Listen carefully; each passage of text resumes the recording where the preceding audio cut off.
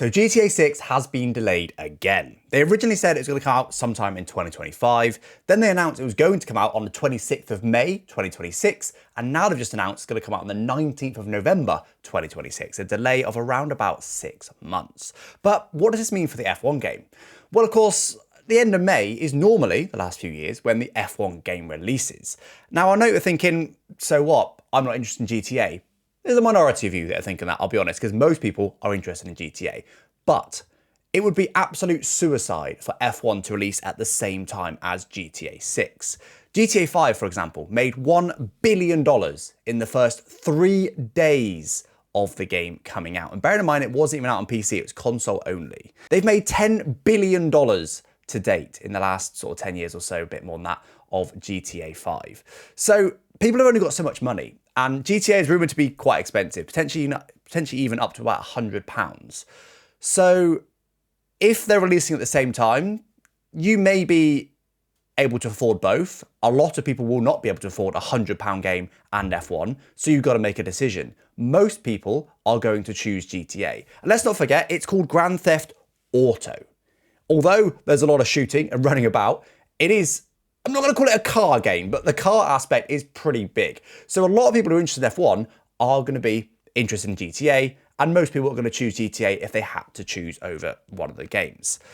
So what does this mean for F1 in particular?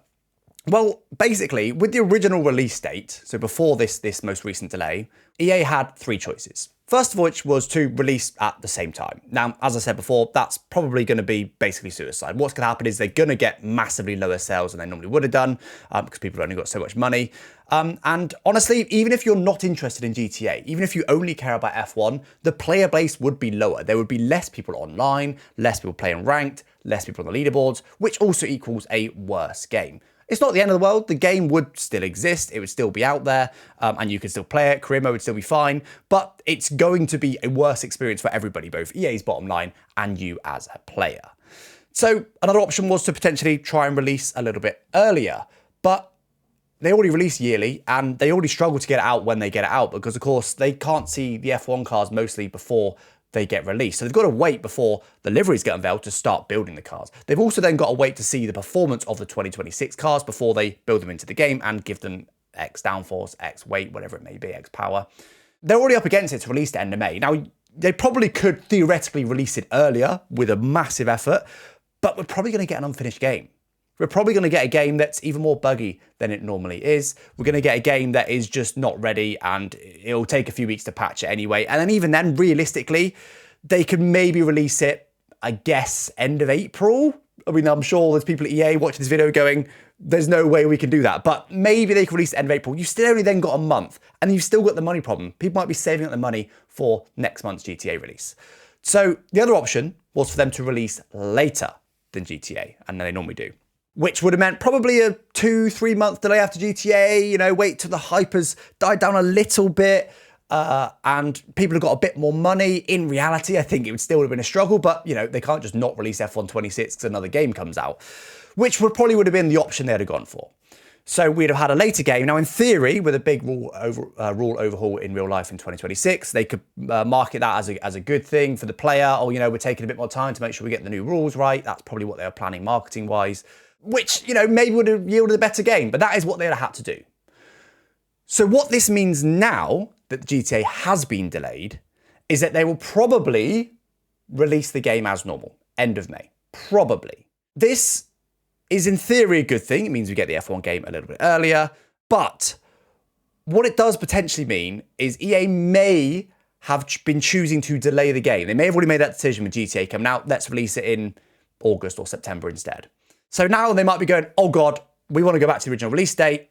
Panic, panic, panic. But I think they've got enough time to adapt, hopefully. There's still about, about 6 months or so until end of May. So I think they will be okay.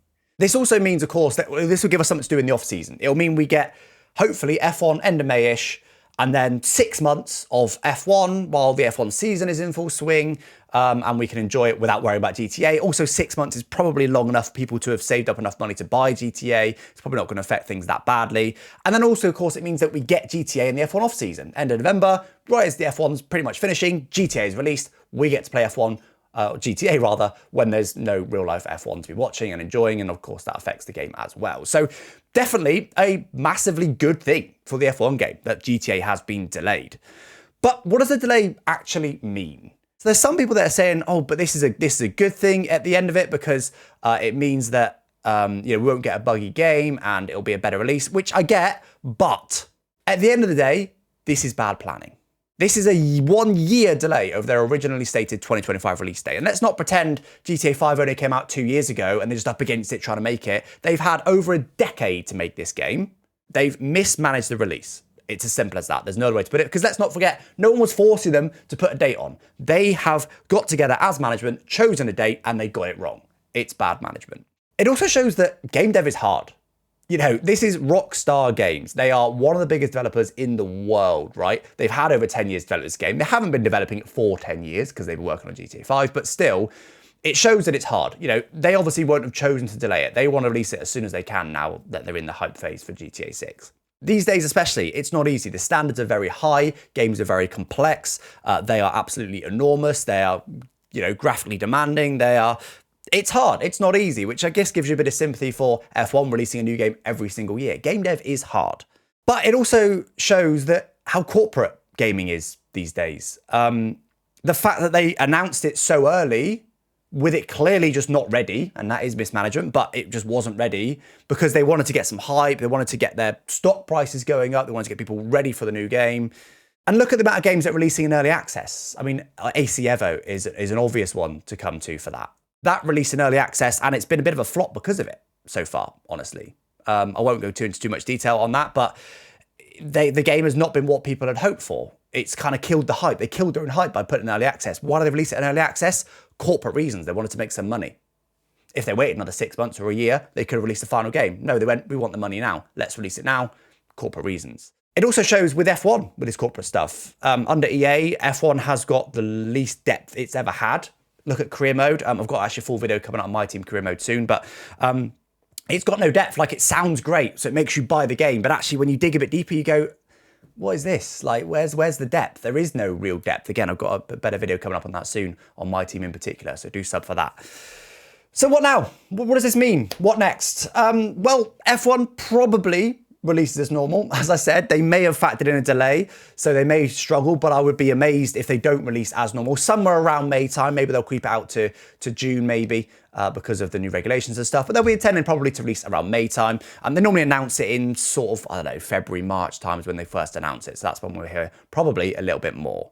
There should be enough time to recover, in theory. Even if they plan a delay in, 6 months should be enough. So it should basically mean business as normal. And as I said before, it means we get 6 months on the F1 game before GTA, which will be in the off season. So actually, as an F1 game player, this is good news. Everyone, of course, would rather GTA sooner, but also if GTA isn't ready, GTA isn't ready. This actually works quite nicely for F1 games. And for me as an F1 creator, it's fantastic because it means I can have 6 months of F1 stuff before concentrating on GTA. And of course, I will be making content on GTA, but I wouldn't be able to do both at the same time. It would just be crazy. So there we go. That's GTA 6. Let me know down in the comments if you've got any further thoughts on this delay, the reasons behind it, how it affects F1. I'll be interested to have a discussion on that. But anyway, guys, don't forget to sub if you haven't already. I'll catch you next time. Thanks for watching.